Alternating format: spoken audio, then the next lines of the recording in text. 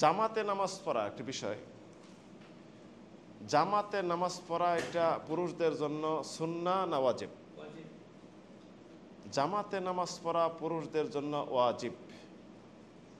আল্লাহ সুবহানাহু ওয়া তাআলা কোরআনে কারীমে ইরশাদ করেছেন, ওয়ারকাউ মা রাকিন, রুকুকারীদের সাথে রুকু করো।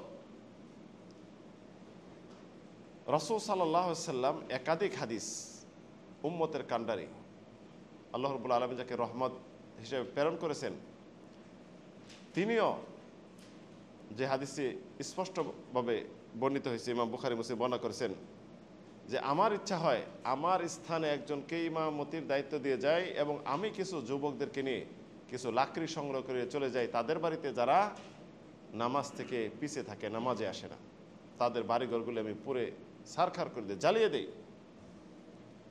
রাসূলুল্লাহ সাল্লাল্লাহু আলাইহি ওয়াসাল্লাম কথা কঠোর, এখানে বিশ্বনবী সাল্লাম কত কঠোর কথা বলেছেন। একজন পুরুষের অবশ্যই মসজিদে জামাতের সাথে নামাজ পড়তে হবে, এটা ওয়াজিব। বিনা উজরে যদি বাসা বাড়িতে নামাজ আদায় করে তার নামাজ সঠিক হবে না, নামাজ এটা কবুল হবে না। যার জন্য আব্দুল্লাহ ইবনে মাসউদ বলেন যে আমাদের যুগে, সাহাবীদের যুগে আমরা কাউকে মসজিদ থেকে পিছিয়ে থাকতে দেখতাম না, জামাত থেকে কেউ পিছপা হতো না, শুধু মুনাফিক যারা পরিচিত তারাই পিছপা হইতো, আর সকলে জামাতে এসে উপস্থিত হইত। তো একজন মুসলিমের উচিত জামাতে অংশগ্রহণ করবে পুরুষদের, আর মহিলাদের নামাজ সবচেয়ে উত্তম কোথায়? বাসা বাড়িতে নিজের।